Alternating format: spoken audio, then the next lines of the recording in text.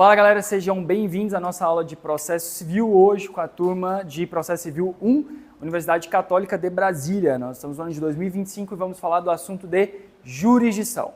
Vamos lá, a aula vai ser gravada de forma simultânea, então a gente está aqui com os meus ferinhas do baile, ou alminhas cebosas, e a gente está aqui falando diretamente do conteúdo.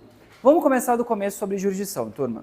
O que é o ponto mais importante sobre jurisdição, conceito, aplicação prática? Algumas coisas vão ser mais voltadas para a prova de concurso, outras vão ser mais referentes à questão prática, e o importante é que a gente saiba destacar qual é ali aquela principal questão que envolve o conceito das coisas. Tu não precisa decorar, existe divergência sobre classificações, a bem da verdade, somente em alguns concursos específicos vão ser necessários, ou tese e afins, que a gente vai falar de classificações mais específicas. Então vamos nos ater que aquilo ali tem uma prevalência maior de provas e que de fato a gente pode utilizar com maior recorrência na prática. Vamos entender a ideia inicial. Jurisdição. Jurisdição, para além dos conceitos dos doutrinadores, aquelas coisas maravilhosas e difíceis de falar, eu quero que vocês pensem o seguinte. Jurisdição vai estar atrelada a um poder maior. Então, o poder de efetivamente aplicar o direito, de exercer ali aquela norma, de poder julgar, de fato julgar uma demanda. Jurisdição, poder maior. O Estado tem esse poder reconhecido por meio dos seus representantes, que dividiram o Estado na participação dos poderes, e aí então esse poder de julgar, ele vai ser conferido aos seus agentes, e os seus agentes vão exercê-lo. Então pensa na ideia de jurisdição como um manto de poder do Estado que cobre os seus agentes, e aonde eles vão exercer esse poder é chamado de competência. Então aqui a gente não pode confundir lá com tropa de elite que fala, aspira, não é da minha jurisdição. Não, a jurisdição, se a gente fosse pensar em processo civil, que é a jurisdição brasileira, aplica-se o direito brasileiro. Então nesse caso, a jurisdição vai ser o manto do poder estatal, ou seja, o fato de poder exercer aquela atividade que cobre os seus agentes. Pensa, todos os magistrados não são investidos de jurisdição, eles não vão poder julgar? Vão, só que aonde que eles exercem esse poder? Aí isso vai ser chamado de competência. Então, jurisdição é um poder maior e aonde vai ser exercido vai ser a competência. Fechou? Tranquilos? Então, a ideia de jurisdição. Obviamente, eu não posso deixar de trazer algumas características da jurisdição, tais como, quando eu entro com uma demanda judicial, por que eu entro com uma demanda judicial? Porque eu não consegui resolver por nós mesmos. Então, a gente tem demandas de natureza declaratória, condenatória, mandamental. Declarar alguma coisa, declarar uma falsidade, condenatória, condenar a fazer alguma coisa, mandamental, remédio constitucional, imperativo, impetrar um habeas corpus, mandado de segurança, mandado de junção, habeas datas, constitutiva, de reconhecer a constituição de alguma coisa, constituir ou desconstituir alguma coisa. Então, nesse caso, quando eu falo da jurisdição, eu tenho que verificar que, olha, tá, beleza, eu entendi a pretensão da parte, eu sei o que ela quer, mas e daí? O que cabe ao magistrado? Veja, ele é um agente público, o que cabe a ele fazer nesse processo? Turma, quando eu tenho uma pretensão autoral e eu tenho uma tese defensiva, o magistrado, ele não vai se afiliar a nenhuma das duas. Ele vai substituir a vontade das partes, então ele vai pegar as duas, vai olhar os dois lados, substituir as duas vontades das partes e aí então ele vai decidir. E eu quero que vocês já ingressem na matéria de processo entendendo que o magistrado não é uma figura passiva, não é um mero receptor de petições, como outrora já se falava no Código de 73. No Código de 2015, o magistrado é uma figura ativa, ele é um ator processual. Então, ele sim vai substituir a vontade das partes e quando da necessidade de produção de provas, ele vai pegar e vai poder de ofício requisitá-las. Porque, embora o princípio para que o magistrado tenha o seu convencimento é o livre convencimento motivado, as partes vão demonstrar, ele pode utilizar das provas para exercer o seu livre convencimento, ele vai fazer o quê? Ele vai poder trabalhar na solução daquele problema. Então ele tem a responsabilidade de colocar pontos de controvérsia, ele pode chamar uma parte para esclarecer alguma coisa, se eventualmente ele sentir a necessidade de fazer uma perícia, ele vai fazer, só que veja, ele não se afilia a nenhuma das partes, ele substitui as vontades das partes e dali ele tira o seu convencimento sobre o objeto da demanda que está sendo posta. Então se a gente estiver falando de uma demanda litigiosa, a gente está falando da lide, a pretensão resistida, e aí então ele vai poder substituir a vontade das partes e vai poder resolvê-la como melhor entender de acordo com o livre motivação e convencimento, beleza? Show? Tranquilos? Massa! Quando eu falo de jurisdição, ela é definitiva por quê? quando o magistrado decidir algo, ao final, aquela coisa, ela se tornará imutável. Prestem atenção. Nós temos sentenças de natureza terminativa e nós temos sentenças de natureza definitiva. Definitiva será quando há julgamento de procedência, improcedência ou parcialmente procedente. Definitiva, julgou o mérito. Se eu estiver falando de uma sentença terminativa, o magistrado, ele não apreciou o mérito, mas ele encerrou aquele processo. Por quê? Porque faltou alguma coisa na ação, existe algum vício que acaba impedindo que o magistrado possa, de fato, aprofundar no mérito. Exemplo, uma parte que não era legítima entrou com ação, ou o processo foi apresentado, ajuizado, num local errado, incompetência, não juntou uma procuração, não fez o pagamento de custas. Então, basicamente, eu vou ter ali algum vício que o magistrado eventualmente não pôde adentrar no campo meritório. Isso serve para a gente entender o quê? Dentro da ideia de definitividade, o que está decidido, ele tende a se tornar imutável, desde que seja, obviamente, uma questão meritória. Então, a gente passa a entender um fenômeno da segurança jurídica que ele tem 3 pontas. Ele tem um ato jurídico perfeito de seguir todo o rol, as regras do jogo devido ao processo legal que a gente já estudou. Ele pode reconhecer um direito adquirido, e aí nesse caso aquele direito adquirido ele se torna imutável. E quando eu tenho uma apreciação de algum caso, quando eu tenho uma apreciação pela figura do juízo, eu tenho ali a coisa julgada. E a coisa julgada, embora seja una, ela vai ter 2 características.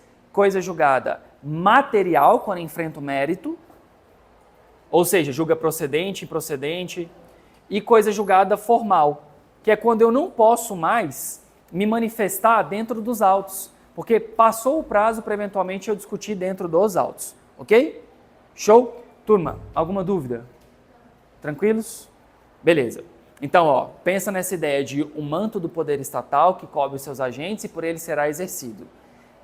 Dentro dessas hipóteses, a gente tem aonde ele vai exercer a competência e a jurisdição tem essas 2 características determinantes. Substitutividade da vontade das partes e definitividade. Ok? Show de bola?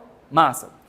Quanto à classificação, aí vem aquela partezinha que é um pouco mais dogmática. Mas por que disso daqui? Por que a gente vai tomar esse tempinho para falar disso? Veja, quando falar de classificação, parte da doutrina, e sobretudo tradicional, fala que, olha só, a jurisdição é... Oi? Não? A jurisdição ela é classificada pelo seu objeto. E aí o objeto, veja, ele vai falar aqui, clássica, só é objeto jurisdição penal e cível. Aquela ideia mais antiga de um direito de relação privada ou um direito propriamente sancionatório. Só que as doutrinas mais modernas trazem o quê? Que, opa, o objeto ele não fica adstrito ao clássico de sancionar ou fazer a mera relação entre os particulares. Não, porque eu tenho também outras matérias especializadas. Direito do trabalho, direito eleitoral. Então, os demais campos de atuação, parte da doutrina da doutrina moderna, entende o quê? Que teríamos ali uma hipótese de incluir novas matérias, ao passo que a tradicional se limita à questão sancionatória versus direito dos particulares. Fechou? Sobre a hierarquia, aí aqui a gente merece uma pausa. Vamos lá. Quando eu falo de hierarquia, eu tenho que lembrar da organização do judiciário. Então, na hierarquia, eu tenho que lembrar que eu tenho aqui uma primeira instância. Essa primeira instância, eu tenho uma figura de um juiz.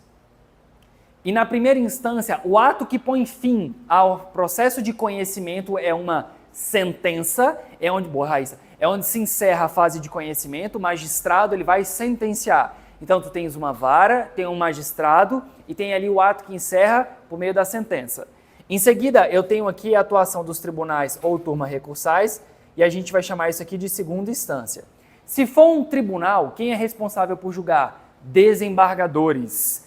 Como é que chama a decisão de um colegiado? Acórdão, exatamente. Então eu tenho aqui a figura dos desembargadores e eu tenho o teor julgado por meio de um acórdão. Professor, mas eu vi que o desembargador falando de tal deu uma decisão sozinho. Turma, a decisão individual de um desembargador ou de um ministro é chamada de decisão monocrática, não é monocromática, pelo amor de Deus. Lembra, a Soneca já passou essa vergonha, em outro momento eu conto em off, fora das câmeras, aí a vergonha que o Soneca passou. Então, ó, decisão monocrática. Ah, professor, então Xandão Gente, entendam, A posição de um desembargador, de um ministro, não é a posição do órgão. Isso é uma decisão monocrática. Na aula passada a gente falou sobre o conceito de jurisprudência. Coletivo de julgados sobre a mesma matéria no mesmo sentido, proferido por órgão colegiado. Pergunta, decisão monocrática é jurisprudência, turma? Sim ou não? Sentença é jurisprudência? Não, porque não é um órgão colegiado, beleza? O acórdão que é, perfeito. Exato, João. O acórdão, sim, vai ser de fato o órgão colegiado e vai fazer, então, jurisprudência.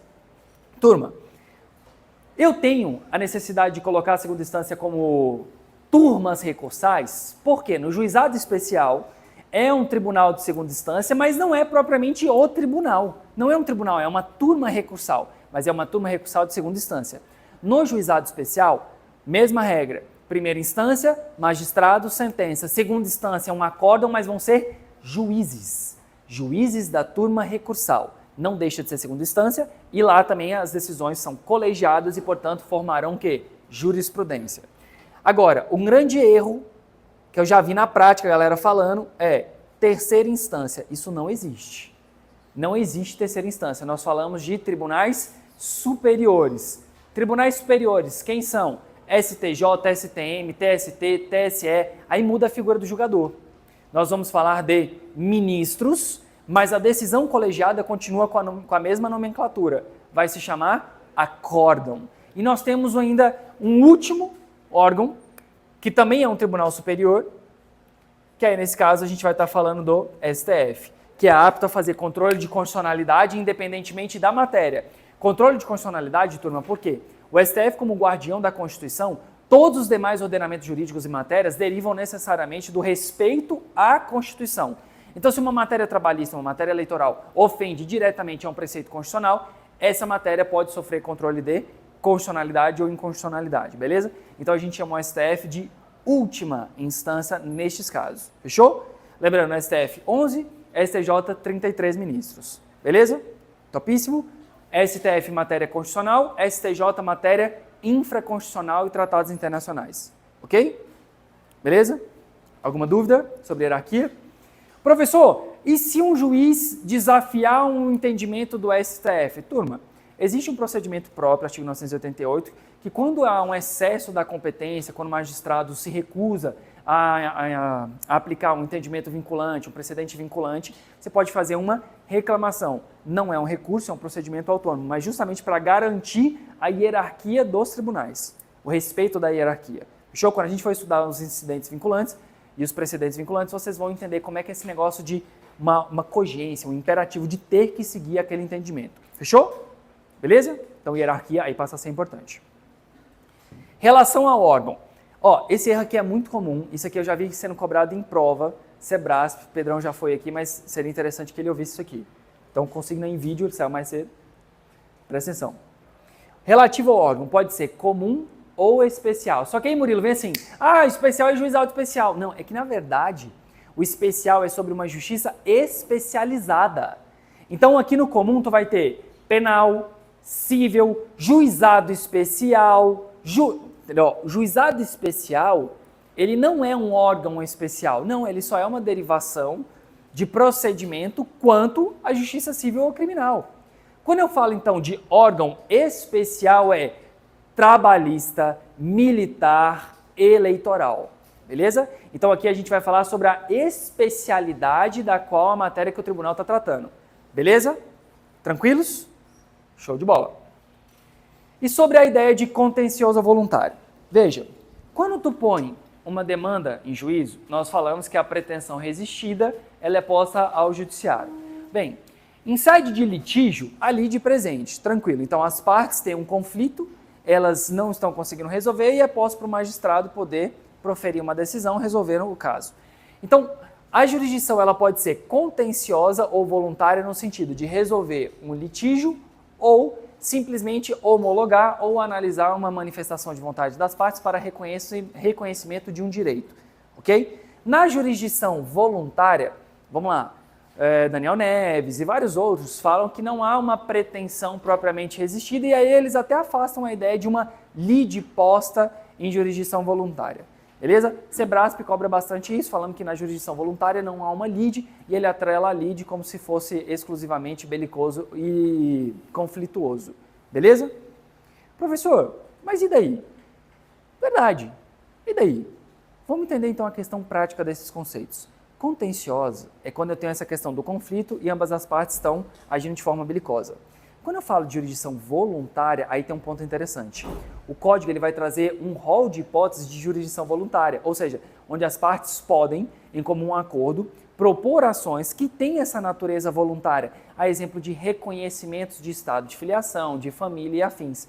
Então, na questão da jurisdição voluntária, um ponto importante que a gente tem que levar para a prática é que nós temos aquela linha ali, petição inicial, citação, contestação, audiência de conciliação, contestação, réplica, saneamento, provas, audiência, sentença. Na jurisdição voluntária, assim como diversos outros procedimentos do próprio código, nós vamos ter ali um procedimento específico.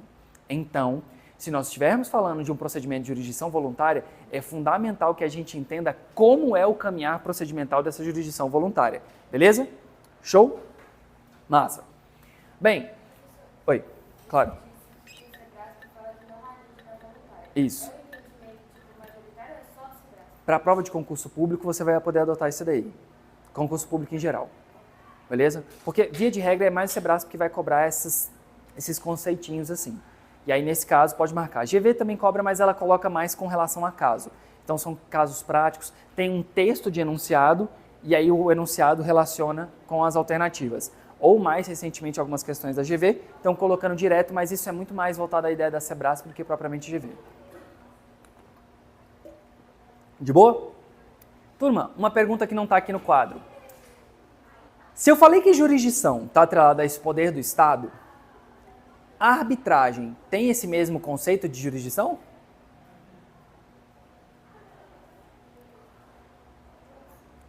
Vamos entender o jogo. Primeiro, a arbitragem, a sentença é proferida por um juiz que passou no concurso público? Sim ou não? Se for para errar, tem que ser convicção, sim ou não? Errado, não, porque na justiça arbitral não precisa ser uma pessoa concursada. Não precisa ser uma pessoa concursada. Então, nesse caso, olha só, quem vai fazer o julgamento? Turma, é uma pessoa que as partes elegerem como apta a resolver o problema. Vai ser proferida uma sentença, ele tem que fazer de forma motivada, e vejam, o judiciário sequer pode entrar no mérito de uma sentença arbitral. Para anular uma sentença arbitral, o judiciário vai ter que fazer um controle sobre a formalidade. Seguiu a forma? Seguiu a forma. Se seguiu a forma, segue o baile. Não seguiu a forma, anula-se o procedimento. Então, o controle judicial sobre a arbitragem é exclusivamente sobre a forma, os moldes, e não sobre o mérito. Nisso, então, a gente tem um conceito interessante de jurisdição de natureza pública e jurisdição de natureza privada, que é excelente. Então, quando falar de arbitragem, lembra, tem uma banca que adora falar sobre meios de composição, resolução. Qual é a banca que adora falar sobre isso? FGV. Então, se eu estiver falando um concurso, sobretudo de carreira, e eventualmente falar sobre arbitragem, ela profere uma sentença, esse é um título executivo judicial, e ela se trata de uma jurisdição privada. Fechou? Topíssimo? Massa. Agora, uma parte que a gente já até conversou bastante sobre os princípios. Investidura. Estamos falando de jurisdição pública. Quem é que julga? Aí agora sim, é o magistrado togado, aprovado no concurso público. Mas nós temos também a possibilidade de trazer ainda outras figuras para serem julgadoras. Não é por concurso público, mas estarão dentro do judiciário. Essas pessoas ingressam por meio do quinto constitucional. Quinto constitucional, galera. O quinto constitucional é a possibilidade de trazer participação de membros da advocacia, do Ministério Público, para integrarem as entidades julgadoras. Então nós temos advogados que passam a ser desembargadores, nós temos promotores que passam a ser desembargadores, é feita uma lista dentro do próprio órgão, o órgão faz uma votação interna, depois eu passo para o crivo do judiciário, por exemplo, no caso de ministro, e depois o presidente vai lá e, o executivo vai lá e ratifica. Beleza? Então, quinto constitucional. Então, formas de investidura, aprovação no concurso ou por meio do quinto. Perguntas? Sem perguntas? De boa? Beleza. Territorialidade. Dentro do ordenamento jurídico brasileiro, aplica-se a lei brasileira. Absolutamente não. Nós temos exceções e a gente já viu isso lá na matéria de Lindbe, no início do curso, não comigo, mas a gente já estudou isso daí. Lembre-se, um exemplo que afasta essa territorialidade absoluta. Posso aplicar a lei estrangeira dentro do Brasil? Não, professor, aqui é Brasil, Brasilzão, Brasil. Não. Se eu estiver falando, por exemplo, de inventário e a lei da nacionalidade do de cujos for mais benéfica aos herdeiros, eu posso aplicar a lei mais benéfica aos herdeiros, ainda que seja uma norma de direito estrangeiro, ok? Lembrando, quem vai fazer Ministério Público da União, quem vai fazer MPU agora, a Lindbe tem cobrado bastante essa exceção e tem cobrado mais recentemente do artigo 20 ao 30, que é sobre forma de controle, como que vai ser o julgamento e análise, sobre a questão de análise de conceitos abstratos. Então, quem estiver estudando para o MPU, da Lindbe, 20 ao 30 é obrigação, ó, dá uma lida ali, beleza? Caindo bastante. Indelegabilidade. Essa aqui é um segredinho, tá? Estagiário não pode fazer sentença e assessor não pode fazer sentença, somente o magistrado, tá? Esse poder de julgar, ele é indelegável, somente para a pessoa que pode de fato julgar, viu? Então não pode. Se vocês ouviram falando de, é que ele faz o voto e depois o desembargador, ele assina, ele lê tudo. E beleza, tranquilo. Fazer uma minuta de voto, ok. Fazer uma minuta de sentença, ok. Mas quem tem que assinar e depois, endossar a sentença ou o voto no acórdão, sempre é a figura do magistrado, porque esse poder, ele é indelegável. Inevitável. Quando eu falo de inevitabilidade, quer dizer que eu não posso simplesmente falar, não quero responder esse processo, não. Não. O processo, ele é inevitável. Se eventualmente foi provocado um processo, autor determinou a citação do réu, mesmo que tu não seja parte legítima, é inevitável. Então tu vai ter que fazer o quê? Se defender sob pena de arcar com o ônus da ausência de defesa, revelia. Então nesse caso, inevitabilidade é que ele vai correr independentemente da vontade das partes. Mas imagina se assim não fosse, turma. Ah, não, mas eu nem dei 2 tiros nas ideias do cara, não. Foi legítima defesa, ainda tem que responder um processo. Se o Ministério Público entendeu na denúncia que existe elementos ali da existência de um crime, gurizada, o processo vai ter que seguir. E aí tu vai ter que fazer a sua defesa. No processo civil, de igual forma, se o autor entende que existe elementos mínimos para a proposição da sua ação e o magistrado recebeu ela, tu vai ter que se defender porque ela é inevitável. E por fim, princípio do juiz natural, já falamos do princípio constitucional do juiz natural, que é vedado o tribunal de exceção. Eu não posso criar um tribunal posterior para julgar um fato específico isolado, um tribunal de Chiquinho, tribunal de fulano de tal, tribunal do Luan, só para julgar os atos que o Luan fez no passado. Não faz sentido. Hashtag consignado aí para posteridade, Luanzinho. Característica. A jurisdição, ela é una. Ela é secundária, porque só vai ser necessário provocar o judiciário se as partes não conseguirem resolver. Lembra das pretensões resistidas? Então ela é secundária, primeiro as partes tentam resolver entre si, não havendo solução, aí sim, de fato, vai atuar a necessidade de uma terceira pessoa para fazer o poder de jurisdição. Substitutividade, que a gente já falou, que vai substituir a vontade das partes. Imparcialidade. Lembrando, aí vamos fazer um disclaimer aqui. Prova do TRT, prova do MPU e todas as provas de concurso mais importantes que estão saindo agora nesse ano. Quando eu falo em imparcialidade, obviamente tem que vir um gatilho direto para vocês. Imparcialidade é do magistrado? Ok. É do perito? É. É de todos os auxiliares que atuam no procedimento, que são atrelados ao Estado. Então, os serventuários, auxiliares da Justiça, Ministério Público, desembargadores. E nós temos ali impedimento e suspeição. Veja, imparcialidade é que ele não pode tomar parte. Só que dentro da ideia de imparcialidade, eu tenho 2 questões que podem ser opostas contra essas figuras que estão atreladas ao Poder Judiciário. Então, nós temos ali impedimento. Impedimento é grave. Impedimento, o cara não pode. O cara não pode. Ele não pode estar julgando, ele não pode ser perito. Por quê? Porque ele tem um vínculo de filiação, ele é irmão, ele é parente, ele é esposa, ele é marido, ela é esposa. Então esse ferinha aqui, ele é funcionário da faculdade. Opa! O professor do direito do trabalho é contratado na faculdade X. Aí chega uma demanda em que a faculdade está respondendo um processo. Ele vai poder julgar? Não, porque ele é impedido. Ele é dono. Então, quando eu falo de impedimento, é um checklist, é ordem objetiva. Se cumpriu aquilo ali, está impedido. Beleza? Ah, professor, e mais recentemente, quando a gente for falar, teve uma questão de um controle de constitucionalidade sobre impedimento, no caso de parente, diz que está trabalhando no mesmo escritório, só que não é o parente que está pegando e está atuando na causa. Na aula de impedimento especial, a gente vai trocar uma ideia sobre esse assunto. O impedimento é de ordem objetiva porque é checklist. Preencheu, está impedido, acabou. Agora, nós temos também a ordem subjetiva. A ordem subjetiva é a suspeição. Amigo íntimo, inimigo pessoal, aceitou presentinhos. Tudo isso são elementos subjetivos. Subjetivos, turma, obviamente, é um estado do indivíduo, é como ele se sente com relação ao processo. Ah, e se ele já atuou no processo como promotor, aí agora ele virou magistrado. Turma, se ele ofereceu a denúncia, é porque naquela época ele entendia que existia elementos suficientes para a proposição da denúncia. Logo, se ele for o juiz, ele já fez o juízo de valoração lá atrás. Ah, ele era advogado, defendeu. E agora, ele é ministro.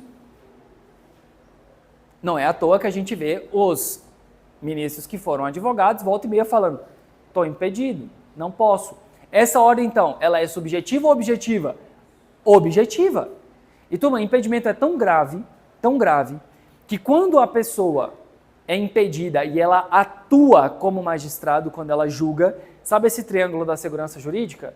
Ele acaba por poder sofrer uma ruptura aqui, tirar esse triângulo da segurança jurídica por meio de uma ação excepcional chamada de ação rescisória, que está previsto no artigo 966 do CPC. Então veja, o impedimento é gravíssimo, permite inclusive ação rescisória, ao passo que a suspeição é relativa. E aí, nesse caso, em sendo relativa, lembre-se, ela se sujeita à preclusão. Questão recente cobrada sobre o assunto suspeição, banca, FGV. A suspeição deve ser alegada no momento da contestação? Não. A suspeição deve ser alegada a partir do momento que você tem ciência da suspeição no prazo máximo de 15 dias, sob pena de preclusão, camarão que dorme, a onda leva. Então, o que eu tenho que lembrar? Imparcialidade, o magistrado não pode tomar lados. Como que o Código de Processo Civil vai tratar essa questão da imparcialidade? 2 elementos, impedimento, suspeição. Impedimento, checklist, ordem objetiva. Pode ser suscitado ao longo de todo o processo, inclusive após ele por mediação rescisória. Suspeição é relativa, é como há uma sensação do magistrado referente ao processo. Então, se eu não suscitar no momento cabível, irá precluir. Camarão dormiu, a onda levou. Quando que eu vou suscitar? 15 dias da data da ciência da suspeição. Ok? De boa? Matéria muito cobrada em concurso de tribunal. Muito, muito presente. E aí, então, a gente tem o princípio da criatividade. Turma, não vai estar lá no Código Civil ou no Código de Processo Civil assim, o exemplo lá que a gente falou da Carolina Dickmann. Não vai ter vazamento de nudes. No Código Penal tudo bem, depois da reforma dos crimes contra a dignidade sexual tem lá vazamento de nudez e tal, a gente tem 213 e seguintes. Agora, quando eu falo do direito civil, eu tenho ainda um esforço muito maior, porque olha só, eu não tenho ali, tipo, do tópico, nudes, não existe isso. Mas você tem o quê? Da moral. Da moral propriamente dita? Não. Vai ter do direito de personalidade. Então, o magistrado, ele vai ter que pegar, analisar uma situação concreta e, utilizando essa questão, dessa característica da criatividade, aplicar o caso. Caso mais comum de todos, turma, construiu no terreno do sogro ou sogra. A galera já começa assim, quem passou por isso? Meu Deus, passei por isso. Aí todo mundo fica brincando, tirando sarro disso. Está escrito no código, construir em imóvel do sogro? Não vai estar escrito isso, galera. Vai falar o quê? Que quem é o proprietário tem direito ao que está nela, da propriedade. Se eventualmente eu tenho uma propriedade e ela gerou frutos, o proprietário é o dono.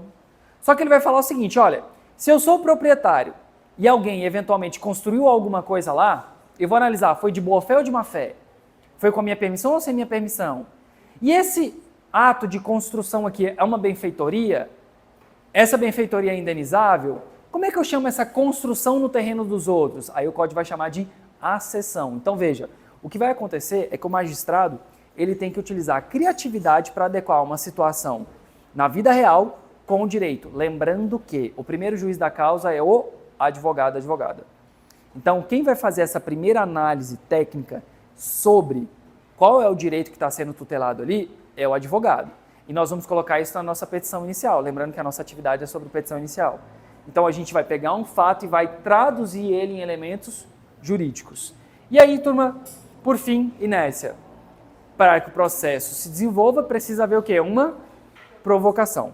Beleza? Show? Então é isso, muito obrigado por hoje, é só.